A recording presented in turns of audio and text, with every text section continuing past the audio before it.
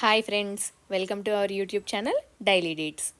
ఈరోజు ఈ వీడియోలో వెజ్ పులావ్ ఎలా తయారు చేయాలి అనేది చూసేద్దాం.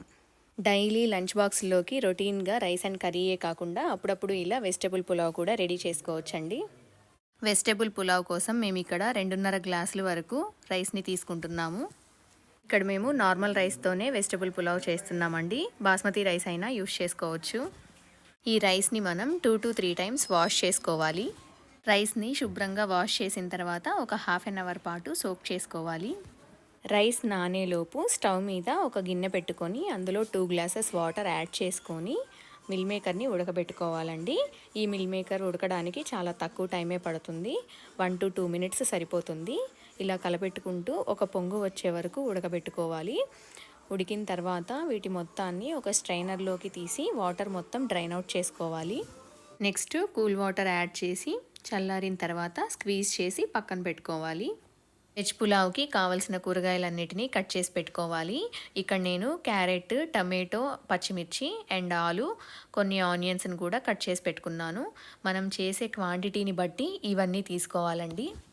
మసాలా దినుసులు వచ్చేసి మరాఠీ మొగ్గ, చెక్క, అనాస పువ్వు, బిర్యానీ ఆకు అండ్ మిరియాలు, లవంగాలు, యాలుకలు, జాపత్రి ఇవన్నీ రెడీగా పెట్టుకోవాలి. నెక్స్ట్ మనం స్టవ్ వెలిగించి ఒక పాత్రలో పులావ్కి సరిపడా ఆయిల్ వేసుకోవాలండి. ఇదే టైంలో మనం 3 to 4 టేబుల్ స్పూన్స్ వరకు ఘీ కూడా యాడ్ చేయాలి.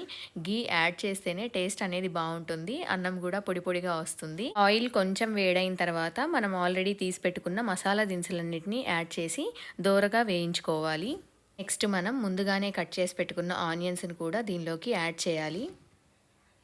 ఆనియన్స్ని లైట్గా ఫ్రై చేసుకోవాలి. ఆనియన్స్ కొంచెం ఫ్రై అయిన తర్వాత ముందుగానే కట్ చేసి పెట్టుకున్న పచ్చిమిర్చిని కూడా దీనిలోకి యాడ్ చేయాలి. పచ్చిమిర్చిని కూడా ఆయిల్లో కొంచెం సేపు ఫ్రై చేసుకోవాలండి, లేకపోతే పులావ్ అనేది ఘాటుగా ఉంటుంది. నెక్స్ట్ మనం అల్లం వెల్లుల్లి పేస్ట్ని యాడ్ చేయాలి. దీన్ని కూడా పచ్చివాసన పోయేంత వరకు వేయించుకోవాలి.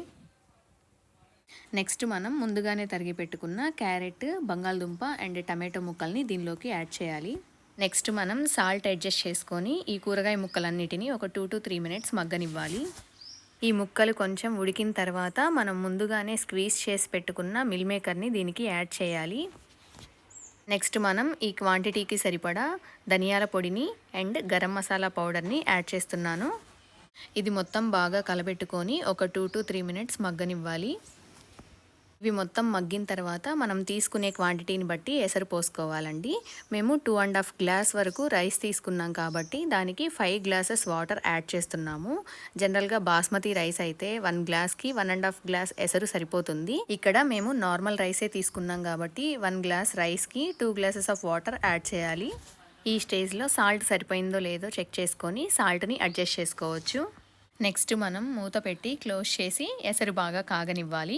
ఎసరు బాగా కాగిన తర్వాత మనం ముందుగానే నానబెట్టుకున్న బియ్యాన్ని దీనిలోకి యాడ్ చేసుకోవాలి. నెక్స్ట్ మనం శుభ్రంగా వాష్ చేసి పెట్టుకున్న కరివేపాకు, కొత్తిమీర అండ్ పుదీనాని యాడ్ చేస్తున్నాను. ఈ ఎసరులోనే యాడ్ చేయడం వల్ల వాటి ఫ్లేవర్ అనేది పులావ్కి బాగా పడుతుంది. నెక్స్ట్ ఇవన్నీ మిక్స్ అయ్యే విధంగా కలుపుకోవాలి. మరీ ఎక్కువగా కలుపుకోకుండా ఈ వీడియోలో చూపిస్తున్న విధంగా కలుపుకోవాలండి. తర్వాత మూత పెట్టి క్లోజ్ చేసేసి దీన్ని మొత్తాన్ని ఎసరు మొత్తం పోయే వరకు ఉడికించుకోవాలి. స్టార్టింగ్లో స్టవ్ని మీడియం ఫ్లేమ్లో పెట్టుకోవాలండి. ఉడికే కొద్దీ మధ్యలో చూసుకుంటూ లో ఫ్లేమ్కి అడ్జస్ట్ చేసుకుంటూ అడుగంటకుండా చేసుకోవాలి. మూత తీసి చూసినప్పుడు రైస్ నుంచి మనకి ఏ సౌండ్ వినిపించకపోతే మొత్తం నీట్గా ఉడికినట్లండి. ఆ టైంలో మనం స్టవ్ ఆఫ్ చేసుకుంటే పర్ఫెక్ట్గా సరిపోతుంది. అంతే అండి, మసాలా తక్కువతో ఎంతో టేస్టీగా ఉండే వెజ్ పులావ్ని ఈ ప్రాసెస్లో తయారు చేసుకొని టేస్ట్ ఎలా ఉంది అనేది నాకు కమెంట్ రూపంలో తెలియజేయండి. ఈ వీడియో కనుక మీకు నచ్చినట్లయితే లైక్ చేయండి. మీకు ఇన్ఫర్మేటివ్గా అనిపించినట్లయితే షేర్ చేయండి. ఫైనల్లీ సబ్స్క్రైబ్ చేయడం మర్చిపోకండి. Thank you.